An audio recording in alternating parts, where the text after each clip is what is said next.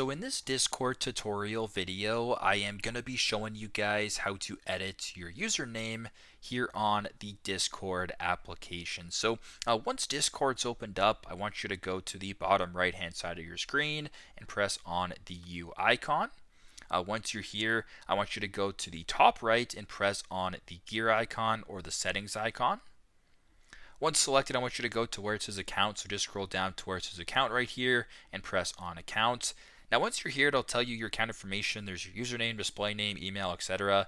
Press on where it says username. And if you want to go ahead and change it, press on X. You can go ahead and add your username this way and then change it or edit it through the username tab. So very simple, very straightforward. This is how to edit your username here on the Discord application. Thanks again for watching, and I hope this video helps.